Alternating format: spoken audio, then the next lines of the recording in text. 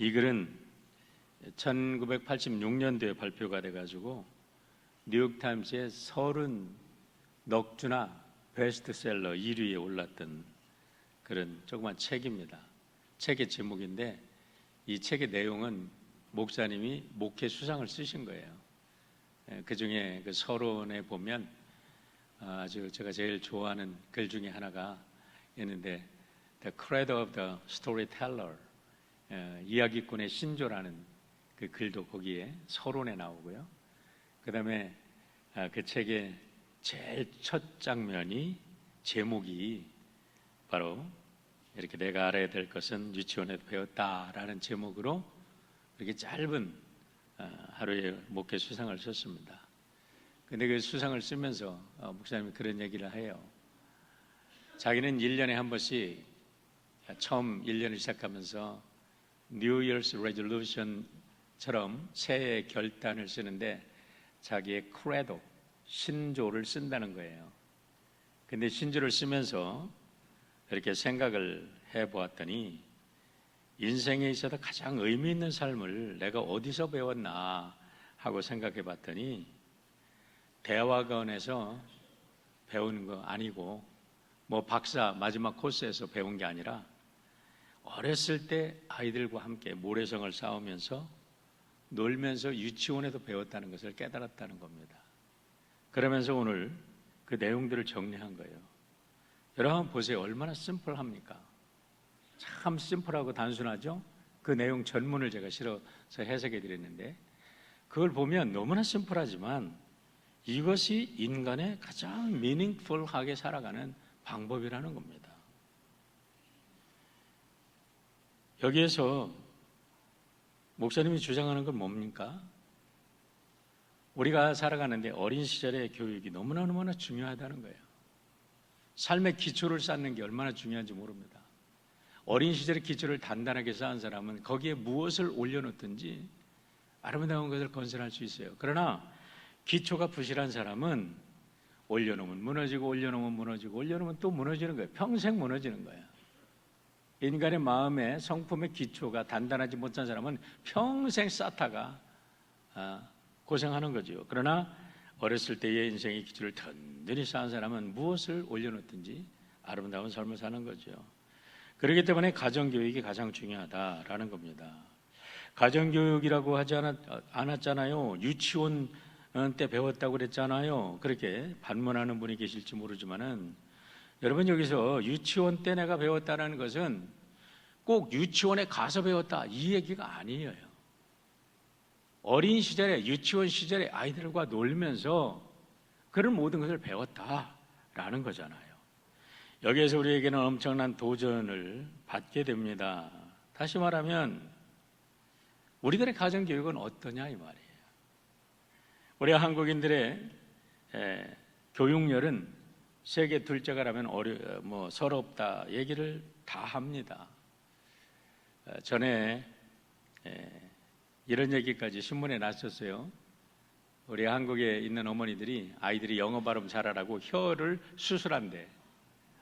그래서 제가 그걸 보면서 막 흉을 보는 사람도 있는데 저는 그때 그랬어요. 이 정도 교육의 열정이면 됐다. 됐다. 우리 이민 와서 보니까 우리 한국 어머니들의 치맛바람 때문에 삼가학교, 제가 그 옆에 살았었거든요. 삼가학교 분위기가 다 버려놨대. 어쨌든 간에 교육열 하면은 우리 한국 사람들 따라갈 길이 없어요. 그런데 문제는 자녀 교육의 실상을 들여다보면 엉망이라는 거예요. 자녀 교육의 실상을 들여다보면 전혀 열정과는 전혀 관계없는 삶을 살고 있다는 거죠. 부모님들은 그냥 돈 벌기 위해서 허덕거리면서 서바이브 하기 위해서 정신없이 살다 보니까 학교 보내면 아이들 다 되는 줄 알아요. 학교 보내면은 학교 딱 끝나고 나면요, 제가 LA 살 때 보니까 학교 앞에 학원차들이 쫙 서가지고 아이들 전부 다 받아가. 여기서도 LA에서도. 그리고 학원 가서 하루 종일 아이들이 지내는 겁니다. 지식교육은 학교와 학원에 맡깁니다. 신앙교육은 뭐 주일날 교회에 오면 저절로 되는 줄 알고 아이들 그냥 끌고 옵니다. 전도사님들에게 맡겨버리고 맙니다. 그리고 남은 시간 가정교육이라는 것은 TV와 컴퓨터와 셀폰이 전부 다예요. 부모님들이 아이들하고 만나는 시간은 겨우 밥 먹는 시간, 대화하는 시간도 거의 없어요. 그러다 보니까 언어가 단절이 되죠. 문화가 단절이 되죠. 정서적인, 감정이 단절이 되죠. 그러다 보니까 이제는 고등학교를 졸업하고 대학을 갈 나이가 되고 아이들이 운전할 나이가 되면 I'm free. Silent Exodus는 자연스러운 결과라는 거예요. 오늘날 많은 사람들이 왜 우리 아이들이 고등학교를 졸업하고 왜 교회를 떠나느냐라고 얘기를 합니다. 지난 1주 동안 우리가 2주 동안 중보기도 우리 40일 하고 있습니다. 제가 코비드가 걸려서 그런 게 아니라 2주 동안 하도 소리를 지르고 기도했더니 목소리가 나가서 목소리가 이래요. 걱정하지 않으셔도 돼요. 어쨌든 지난주에는 우리가 자마 컨퍼런스 참여해달라는 말을 듣고 자마 중보기도 컨퍼런스를 하면서 제가 지난 한 주간으로 끝내려고 그랬어요. 그래서 5분만 뽑았는데 그중에서 특별히 청년들 자녀 교육하는 메시지를 전한 분들을 일부러 뽑았는데 은혜로 와서 이번 한 주간 더 연장을 해서 이왕이면 다 듣자 이렇게 내가 한 주간 더 연장을 시킨 겁니다. 근데 그분들이 한결같이 하는 말이 Silent Exodus, 이게 뭐냐 이거예요. 왜 우리 아이들이 고등학교를 졸업하면 다 떠나냐? 우리 교회만의 문제가 아니에요. 왜 그러냐? 결론은요, 가정교육의 부재입니다. 교회 교육의 부재가 아니에요. 가정에서 교육을 실패하니까 이제 부모님들과는 빠이빠이 하는 거예요. 부모님들과 같은 기성세대와는 이제는 더 이상 내가 여기서 함께 할 수 없다 하고 아이들이 가는 거죠. 우리의 교육이라는 건 어떤 가정교육, 교회교육, 학교교육 이렇게 분리시킬 수 있는 게 아닙니다. 우리의 교육이라는 것은 홀리스틱 뷰, 우리들의 통전적, 우리의 삶 자체가 교육인 거예요. 우리 영성이라고 하면은 영성과 뭐를 분리시키는데 저는 박사 논문에서 영성은 우리의 삶 자체다. 제 논문을 언젠가 한번 소개하고 싶어요. 우리들의 삶 자체가 영성이에요. 먹는 거, 마시는 거, 걷는 거, 생각하는 것, 우리가 어떤 옷을 입고 어떤 이 합의를 가지고 어떻게 무엇을 하느냐, 대체 영성. 그 사람의 영성에서 모든 게 나오는 거예요. 영성과 삶이 분리된다? 어림도 없는 소리. 영성에서 모든 삶이 나오는 거예요. 그러면 우리 다른 민족들은 어떨까? UMC를 보면요, UMC는 정말 같은 이곳에 살면서도 UMC의 그 백인 교회들을 보면요, 완전히 이분들은 이거 더 실패한 것 같아요. 왜냐하면 UMC 가보면요, 전부 다 애들, 젊은 아이들 눈 씻고 찾아보기 어려워. 이제 UMC의 전망은, UMC 백인 교회는 희망이 없어. 캘리포니아 내에서는. 물론 그래도 동부와 중부에는 부흥하는 교회들이 있죠. 그런데 말입니다, 유대인은 다르다는 거예요. 제가 행콕박에서 4년을 살았습니다. 행콕박 바로 길 건너면 행콕박 옆에서 7년을 살았대요. 11년 동안을 유대인을 보고 살았어요. 우리 아이가 행콕박 스쿨을 다녔습니다. 초등학교 때. 그래서 그 학교에서 유대인들이 그 대부분 아이들이 유대인들입니다. 부모님들이 같이 학교에 들어와서 참여를 하고 아이들이 끝나면 부모님들이 만든 프로젝트 또 부모님들이 거기에서 무슨 숙제를 내면요, 부모님들이 만들어 갖고 와. 그래가지고 그걸 가지고 같이 공부하고 같이 나누고 이런 게 가정교육과 학교교육. 그 다음에 그들이 금요일날 토요일이 되면요, 행콕박에 가보세요. 전부 다 까만 모자를 쓰고 까만 외투를 입고 어린아이부터 부모까지 함께 회당을 갑니다. 그러니까 학교육이나 교육, 가정교육이나 이들이 해당 교육이나 분리되지 않는다는 거예요. 이렇게 3,500년의 역사를 내려오면서 그들에게는 교육이 삶의 하나의 중요한 영적 DNA로 교육 자체가 삶과 피가 되어서 흘러내려오고 있으니까 여러분 작년도까지 1901년 최초로 노벨상을 줄 때부터 작년도까지 노벨상을 수상한 사람이 943명인데 이 중에 유대인이 210명이 유대인이 노벨상을 받았어요. 그래서 22%를 받았는데 유대인들은 75억 인구 중에서 1,500만 밖에 안 돼. 0.2%밖에 안 돼. 도대체 이 비결이 뭐냐? 이거는 자타가 공인을 하지만 절대적으로 교육에서 나온다는 거예요. 그런데 우리는 교육에 대한 열정은 있습니다. 무엇을 가르치고 있습니까? 여러분, 우리가 교육에 열정은 있는데 무엇을 가르치냐 이 말이에요. 어떻게 가르칩니까? 누가 가르칩니까? 어디서 가르칩니까? 언제부터 가르칩니까? 왜 가르칩니까? 아무것도 플랜이 없어. 그냥 아이들 나누면 그냥 그런 줄 알고 학교 보내면 그냥 아이들이 끄는 줄 알고. 그런데 여러분, 학교 교육이 지금 어느 정도로 지금 심각하게 타락하고 있는지 너무나 잘 알잖아요. 우리가 교회 교육에 전도사님 오늘 PTA 모임이 있는데 부모님들 좀 많이 참석을 하세요.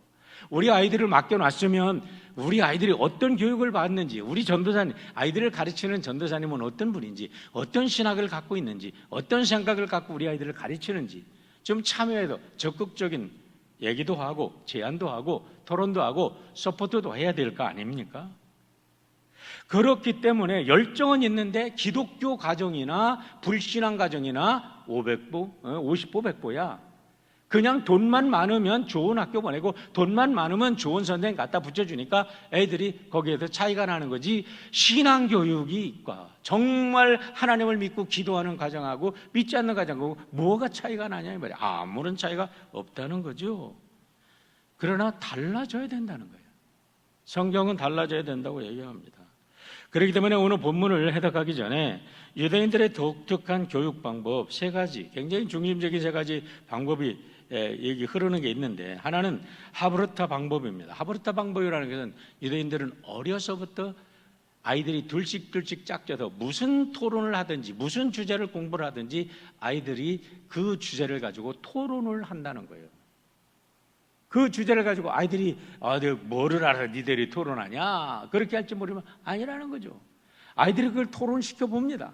그러면서 계속 아이들이 토론을 하면서 디베이트를 하면서 그 지식을 암기하는 게 아니라, 그 지식이 지식으로 끝나는 게 아니라 이것이 왜 우리에게 필요한 건지 진리의 본질을 아이들이 찾아가게 한다는 거죠. 토론의 방법을 통해서. 하브르타 방법이에요. 제가 대학원에 졸업하고 다 대학원 졸업하고 미국에 유학을 왔습니다. 학교로 가가지고 깜짝 놀랐어요. 뭐가 다르냐? 너무 다른 거예요, 교육 방법이. 한국에서는요, 뭐가 다르냐면 서머리만 잘하면 A학점입니다. 그런데 미국에 와서 딱 해도 레포트를 딱 내니까 So what? 서머리한 게 무슨 필요가 있냐냐? 그 사람 얘기지. What you're thinking? What is your opinion? 네 생각이 뭐냐 이게? 네 생각.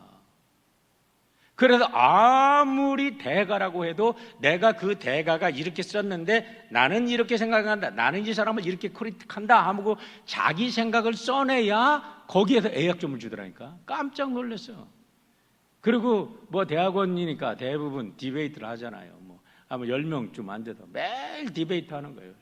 그러면서 완전히 교수님도 일방적으로 가르치는 게 아니에요. 책 다 어사이먼을 줍니다. 다 읽고 와라. 그래놓고도 주제만 턱턱 던지고 학생들이 계속 디베이트 하면서 배우는 거예요. 이게 하브르타 방법이에요. 그런데 그 하브르타 방법에서 굉장히 중요한 것은 후추파 정신을 가지고 있다는 거지. 후추파라는 것은 무례한 뻔뻔함이라는 단어로 번역이 되는 히브리어인데, 뭐냐면 아무리 위대한 사람이 이야기를 강연을 한다 할지라도, 아무리 위대한 랍비가 와서 강연을 한다 할지라도 당신 생각이 이랬는데 내 생각은 이런데 어떻습니까? 하고 담대하게 도전하는 것. 사람들이 가졌던 어떠한 권위에 눌려서 아무 소리도 못하는 게 아니라 무슨 말을 하든지 거기에서 내 생각하고는 틀린데 하고 담대하게 도전하는, 권위에, 일방적인 권위에 도전하는 정신을 후추파 정신이다, 이렇게 얘기를 한다는 거죠. 후추파 정신에 7가지 특성이 있는데 그것은 뭐냐면 형식을 타파한다는 겁니다. 질문의 권리를 누구에게나 인정한다는 겁니다. 위험을 감수한다는 거예요. 내가 이거를 질문을 던져도 다른 사람한테 우습게 될까 안 될까, 그것도 감수한다는 거예요. 여러분, 제가 옛날에 그 간디의 자서전을 읽다가 참 위로를 받았어요. 미국에 와서 공부하는데 얼마나 위로받은지 몰라요. 미국에서 애들이 막 디베이트하고 나가잖아요. 저놈들이 무슨 소리 하나, 막 영어도 안 들리고 막 그거 듣다가 보면 내가 얘기하려고 나는 이 얘기를 해야 되겠다 하는데 볼 주제는 딴 데로 넘어가 버렸네. 그러니까 그냥 그러다가 말도 못하고 한 시간에 다 끝나. 간디가 4년 동안 법률을 공부하는데 매일 그랬대, 매일. 그러니까 얼마나 위로가 돼요. 간디 같은 사람도 그랬다니까. 그런데 내가 이 얘기를 하다 창피를 당하든 안 하든 그것이 문제가 아니라는 거예요. 창피 당할 것을 감수하면서 얘기를 한다는 거죠. 위험을 무릅쓴다는 거예요. 실패의 정신, 끈질김, 섞이고 또 섞여, 계속에다가 이렇게 서로 디베이트를 하면서 그 속에서 뭔가가 새로운 게 나온다는 거죠. 그래도 후추바 정신에는 실패를 괴념하지 않는다는 겁니다. 후추바 정신에는 실패는 없다. 단지 배움의 과정일 뿐이다. 여러분들, 오늘 우리 자녀들이 이렇게 공부할 수 있도록 격려해 주시고 이런 아이들을 길러내시기를 주의 이름으로 축원합니다. 우리 한국 아이들 똑똑합니다. 우리 자녀들 똑똑해요. 우리 아이들이 이런 문화와 이런 새로운 방법만 가르친다 그러면 얼마든지 가능한 거예요. 나머지 세 번째가 중요한데요. 성인식을 할 때 13살의 아이들이 성인식을 하는데 성인식 하는 조건이 있대요. 그건 뭐냐면 토라를 히브리어로 다 암송을 해야 된다는 거예요. 창세기, 출애굽기, 레위기, 민수기, 신명기를 다 암송을 한다는 거예요. 13살 때까지. 그러고서 성인식을 한다는 거예요. 그러고서 성인식을 하니까 이 아이들이 성인식을 하고 나서는 이제는 한 개인으로, 한 인격체로 완전히 이제는 존중받고 그렇게 사회에 나가게 된다고 이야기를 합니다. 다시 말하면 이렇게 철저하게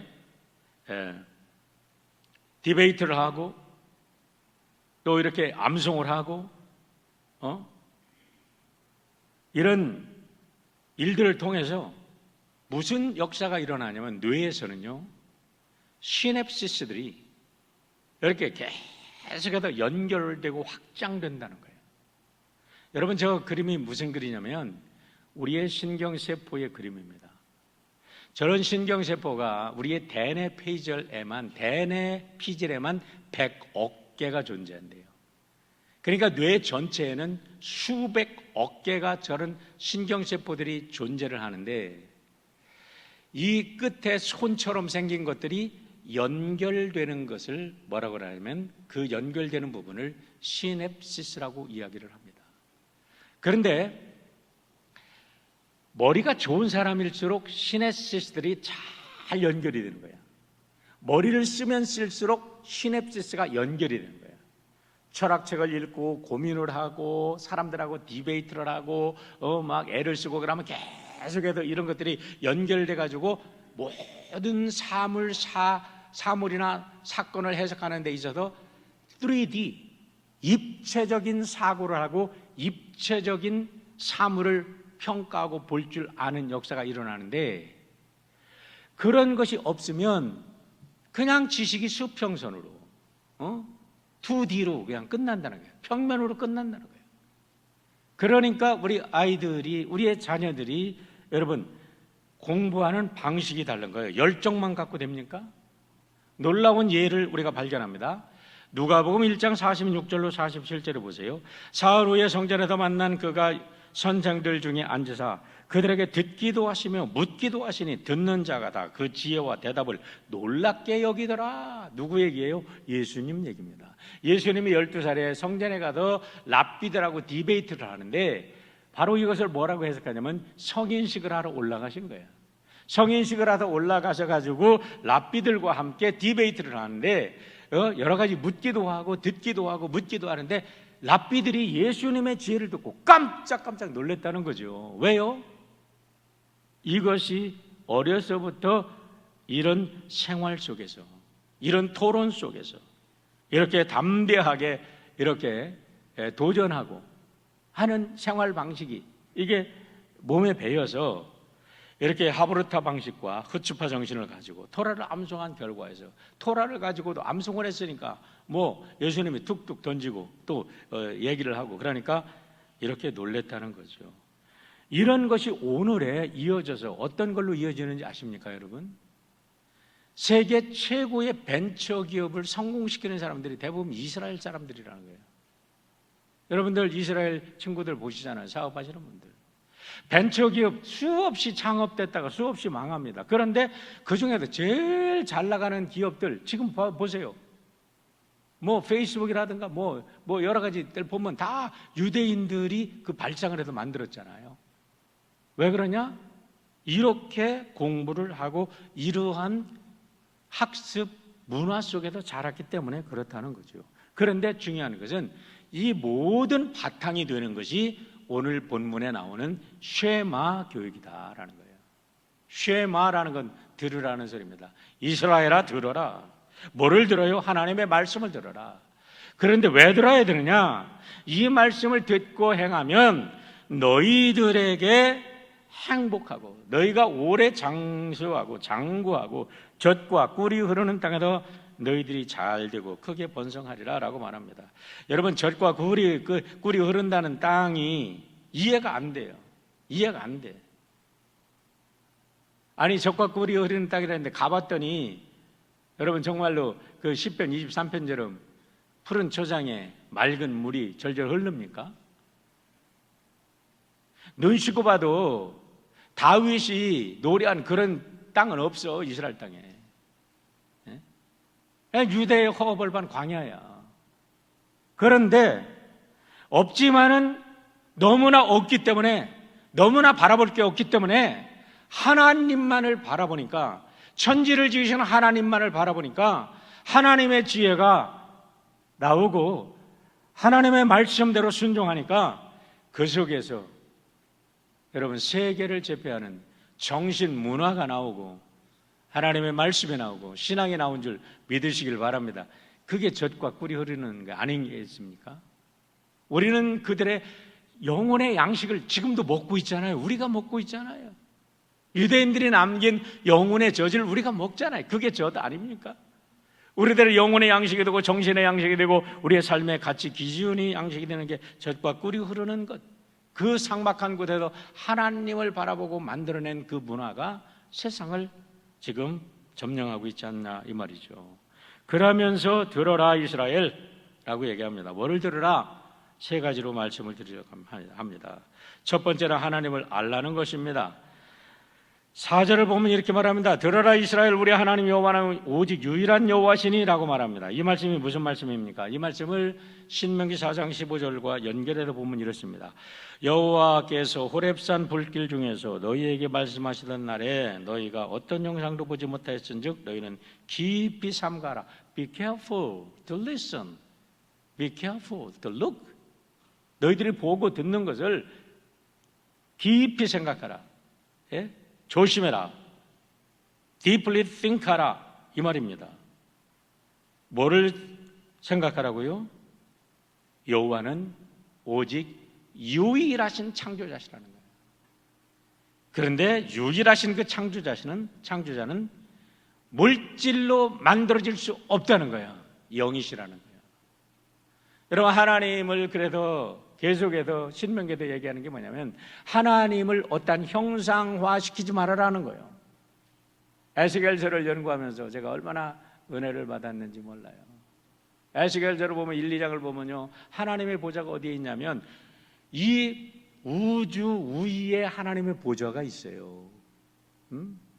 별들 위에 하나님의 보좌가 있어요. 이 소리는 뭐냐? 저는 그걸 그렇게 해석합니다. 우주는 끝이 없다고 사람들이 얘기를 합니다. 그러나 그 별들 위에 하나님의 보좌가 있다는 말씀은 우주를 하나님께서 손바닥처럼 들여다보고 계신다는 거예요. 우주가 하나님의 손바닥 위에 있는 거죠.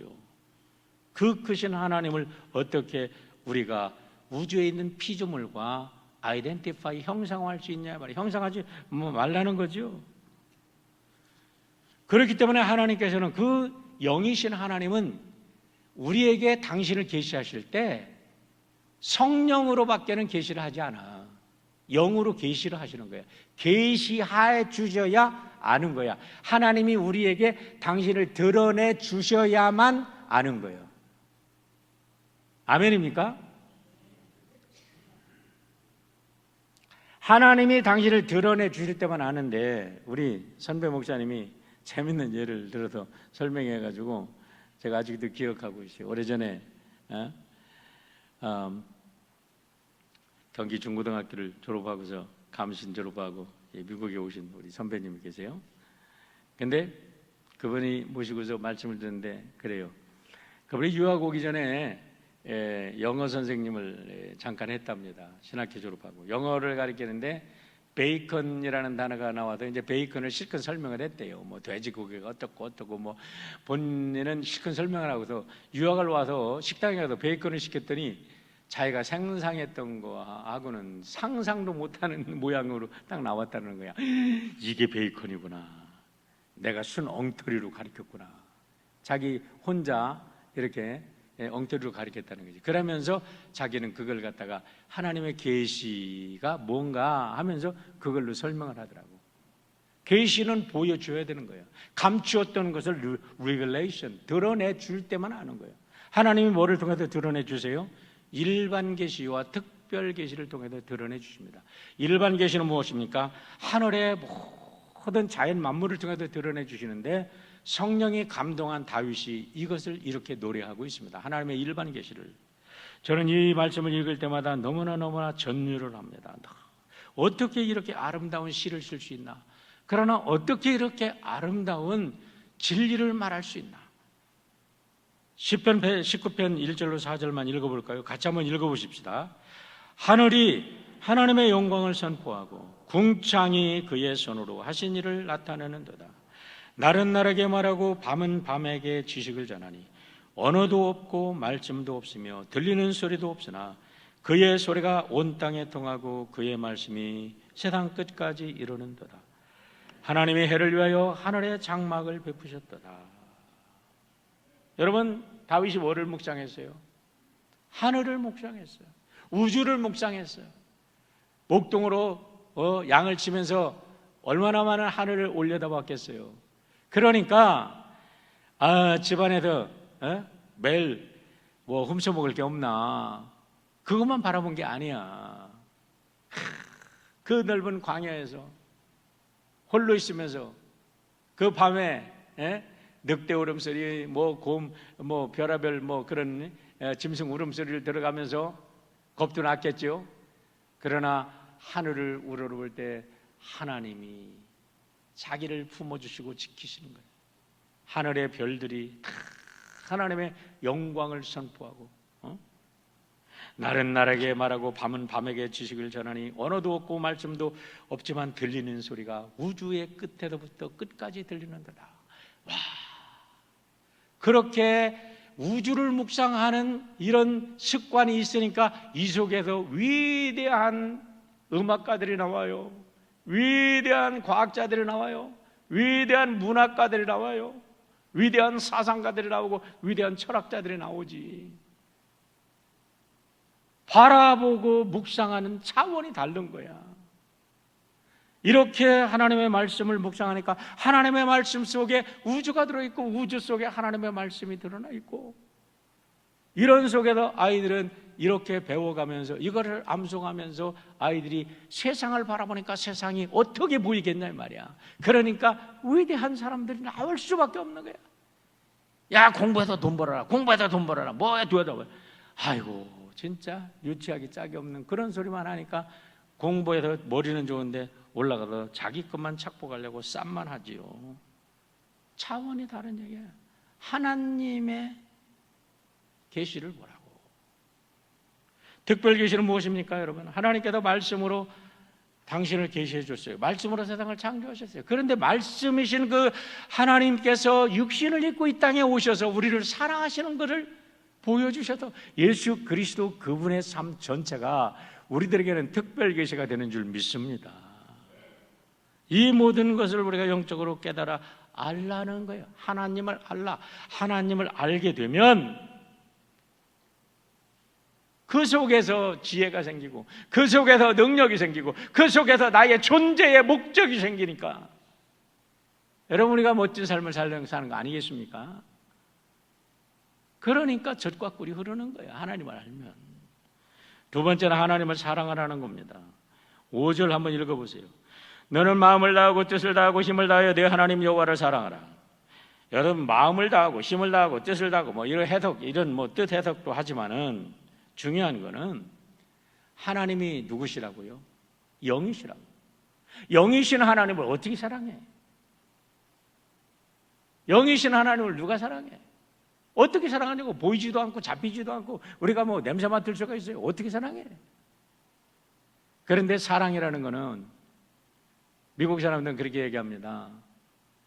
추상적인 명사가 아니라, 추상 명사가 아니라 동사라는 거예요, 동사. 그럼 무슨 소리냐? 어떻게 그러면 우리가 영이신 하나님을 사랑하냐? 여러분, 하나님을 사랑하는 것에 대해서 아까 일부 예배 때도 숙제를 냈는데, 여러분들 혹시 샘터 이번에 모이시게 되면 하나님 사랑하는 방법이 뭔지 구체적으로 한번 상의를 해보세요. 여러분들은 하나님 어떻게 사랑하셨습니까? 첫 번째는요, 하나님을 사랑하면 말씀을 사랑하시길 바랍니다. 말씀을 사랑하세요. 왜요? 요한복음 1장 1절에 보면 태초에 말씀이 계시니라, 이 말씀이 곧 하나님이시라. 할렐루야. 여러분, 우리가 거듭나고 정말 새로워된 사람은요, 말씀을 사랑할 수밖에 없어요. 말씀을 사랑해서 여러분 밤을 새워봤습니까? 말씀이 있다가 여러분이 눈물을 흘려봤습니까? 말씀이 너무 좋아가지고 막 황홀경에 빠져본 적이 있습니까? 저는 시골에서 아무것도 없이 자라났지만 젊은 청년 때 이렇게 말씀에 매혹되어서 말씀에 빠져서 어떤 때는 밤을 새워가며 말씀을 읽고 그 말씀에 줄을 치고 성경을 몇 개 다시 사야 되는 그런 은혜 속에서 목사가 됐어요. 말씀이 너무너무 좋아. 감사해. 말씀을 읽다가 그냥 어떤 때는 예수님 글자만 나오면 눈물이 막 쏟아지고, 예수님의 은혜하면 모든 것이 그냥 감사와 감격에 나의 모든 상처와 나의 모든 지난날의 죄악이 녹아지는 그런 경험들을 하게 되더라고요. 시편 19편 9절로 10절에 보면 하나님께서 왜 다윗을 사랑하셨는지가 나와요. 다윗이 이렇게 고백합니다. 여호와를 경외하는 도는 정결하여 영원까지 이르고. 여호와를 경외하는 도가 뭐예요? 하나님의 말씀이잖아요. 그 말씀이 얼마나 정결하고 영원까지 이르냐. 여호와의 법도는 진실하여 다 의로우니 금 곧 많은 순금보다 더 사모할 것이며 꿀과 송이꿀보다 더 달도다. 다른 사람들은 하나님 말씀 율법 읽으면 아이고 지겨운 율법 그러는데 다윗은 꿀보다도 더 달래. 꿀보다도 더 달대. 이렇게 고백을 하니 하나님이 그를 사랑하지 않을 수가 없는 거지. 하나님이 그를 축복하지 않을 수가 없는 거잖아요. 시편 1편에서도 그렇게 말합니다. 복 있는 사람은 악인들의 꾀를 따르지 아니하며 죄인들의 길에 서지 아니하며 오만한 자들의 자리에 앉지 아니하고 오직 여호와의 율법을 즐거워하여 그 율법을 주야로 묵상하는 자로다. 하나님의 말씀을 이렇게 듣는 게 아니라 말씀을 읊조리고 듣고 묵상하고, 그러면 하나님이 사랑하신다는 거죠. 두 번째는 하나님이 사랑한 사람을 사랑하는 겁니다. 여러분, 사람 사랑하십니까? 사람을 얼마나 사랑하십니까? 사람 사랑하시기를 축원합니다.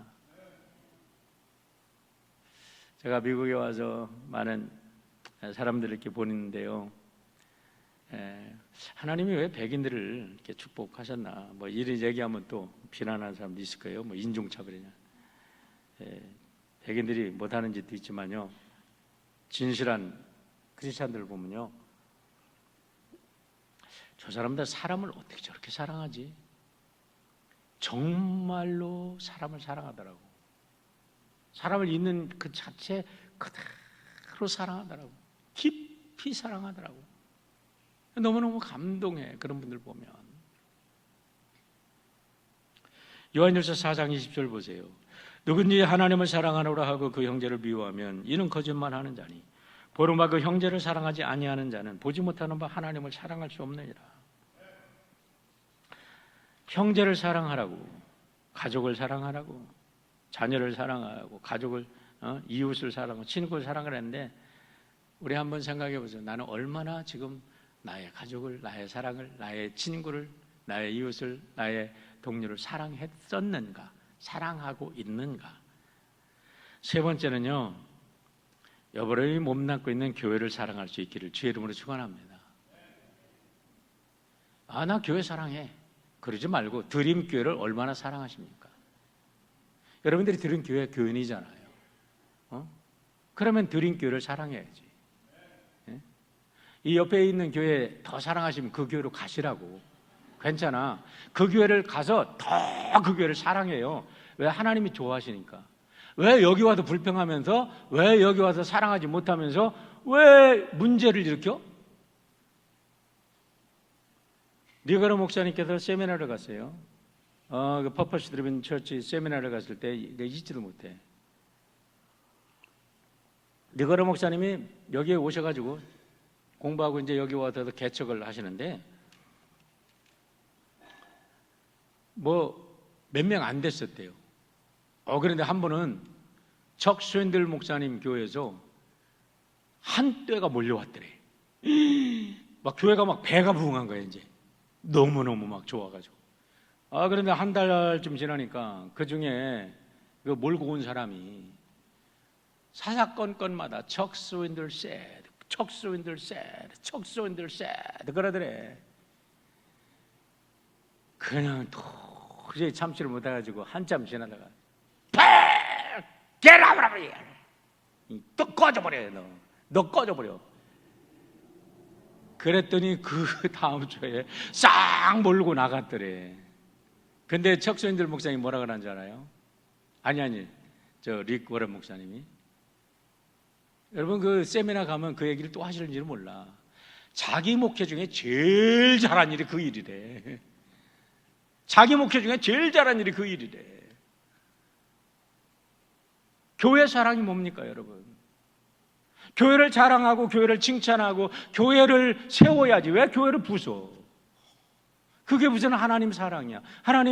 그게 무슨 교회 사랑이야? 교회는 그리스도의 몸이잖아요. 여러분, 우리가 교회를 사랑한다, 우리 교회를 사랑한다, 우리 교회를 생각한다. 얼마나 익사이팅해. 우리 교회를 사랑하면 나 교회 가고 싶어. 막 그래야지. 교회만 생각하면 어떤 사람 때문에 괴로워 막. 왜 그 교회가 왜 뭐요? 나 참 신기한 게 있어요.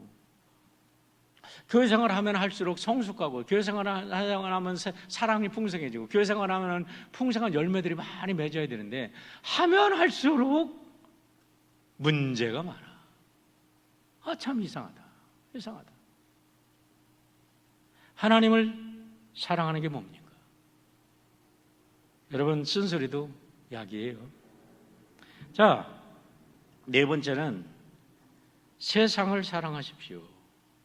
이 말은 참 이상한 말이죠. 세상을 사랑하러 하니까 오해하실 수가 있어요. 요한복음 3장 16절 보십시오. 하나님의 세상을 이처럼 사랑하다 독생자를 주시니 이는 그를 믿는 자마다 멸망치 않고 영생을 얻게 하려 하심이라. 여기서 하나님이 사랑한 세상은 무슨 세상이죠? 여러분, 저 푸른 초원위에 그림 짓고 그렇게 아름다운 세상입니까? 아니에요. 에덴 동산입니까? 아니에요. 다 타락해버린 썩어지고 망할 세상, 하나님이 정말 불을 갖다가 막 쏟아붓고 싶은 그런 세상, 한두 번이 아니잖아. 그런데 하나님이 사랑하셔서 아들까지 내어주셨어. 아들까지 내어주셨어. 그 세상을 말하는 거예요. 여러분, 여기서 우리가 분명히 알아야 될 게 있습니다. 하나님은요, 죄를 미워하십니다. 죄 때문에 사람들이 죽으니까, 죄 때문에 사람들의 영혼이 파괴되니까, 죄는 얼마나 미워하시는지 예수님을 죽이기까지 죄를 미워하신다고. 그런데 죄인을 얼마나 사랑한지 예수님을 십자가에 내어 주기까지 죄인을 사랑하셨다고. 이 두 개를 착각하면 안 돼. 이 두 개가 굉장히 착각하는 경우가 많이 있어요. 보세요. 바울을 보세요. 바울이 예수를 믿고 거듭나기 전에는요, 보니까요, 죄도 엄청 미워한 사람이야. 근데 죄와 더불어 죄인도 똑같이 미워했어. 그런데 예수 믿고 나니까, 바울이 거듭나고 나니까 죄는 무지무지 미워했는데 죄인은 예수님처럼 사랑했어. 여러분, 그 차이를 아시겠습니까? 그래서 교회는 죄인이 교회에 들어올 때 사랑으로 받아들여야 됩니다. 그리고 기도하는 거예요. 죄에서로부터 구원받도록. 그래서 우리가 새로운 사람이 되도록. 마지막 세 번째 가장 중요한 것은 뭐냐면, 가정은 최고의 학교라는 겁니다. 여기에도 중요한 말씀이 있습니다. 4절부터 9절까지 하나님께서 쉐마의 수여자가 누굽니까? 여러분, 쉐마를 받은 사람, 쉐마 이스라엘 그랬는데 쉐마 모세스 그랬나요? 아니잖아요. 쉐마 조슈아 그랬나요? 아니잖아요. 쉐마 이스라엘 그랬잖아요. 이 소리를 들어야 될 사람은요, 이스라엘 사람, 특별히 부모들이에요. 왜냐하면 내 마음에 새기고 내 자녀를 내 가정에서 가르쳐라고 그랬잖아. 내 가정의 문설주에, 내 가정의 문지방에, 내가 일어날 때, 내가 잘 때, 내가 누울 때 전부 다 가정이야. 가정에 포커스를 하고 있어요. 가정이 학교요, 요람부터 무덤까지, 마지막 순간까지 가정이 하나님을 예배하는 처소고, 가정이 하나님의 말씀을 배우는 처소가 되고, 가정이 하나님의 사랑을 나누는 장소가 된다. 그런데 우리는 우리의 가정이 얼마만큼 지금 이 기준에 맞고 있는가? 저도 이 기준에 맞아서 제가 이 말씀을 드리는 건 아닙니다. 하나님의 원리니까 말씀을 드리고 함께 이 길을 가자고 말씀을 드리는 거예요. 이스라엘 민족과 타민족에 정말 메꿀 수 없는 갭이 있어. 근데 메꾸면 좋아. 그게 뭐냐면 가정교육이에요. 우리가 다 따라갈 수 있어. 머리도 따라갈 수 있고요, 모두 다 따라갈 수 있을 것 같은데, 이스라엘 사람들의 가정교육, 이 하브르타 교육, 이렇게 성인식을 할 때까지 이렇게 제가 매 주일날 안식일날 그 함께 식탁을 나누면서 말씀을 암송하면서 이렇게 인커리지를 하면서 살아가는 그들의 모습, 가정과 해당은 그들에게 있어서 자녀를 기르는 두 날개였습니다. 두 바퀴였습니다. 오늘 사랑하는 성도 여러분, 우리 드림의 가족 여러분, 우리의 가정이 이런 가정이 되도록 우리 함께 힘쓰기를 바랍니다. 나는 자녀 다 키워서 하는 할머니 할아버지 계실지 모르지만 그렇지 않습니다. 여러분의 손주들이나 또 우리 교회 학교의 어린 아이들이 다 우리의 손주들 아니에요? 이들에게 정말로 여러분들이 언어가 다르니까 할 말이 없습니까? 이들에게 정말 1시간을 맡겨준다 그러면 여러분들 이 아이들에게 무엇을 가르쳐 줄 수 있겠습니까? 우리가 한번 고민하고 정말 생각해 보아야 될 문제라고 생각합니다. 기도하겠습니다. 아버지.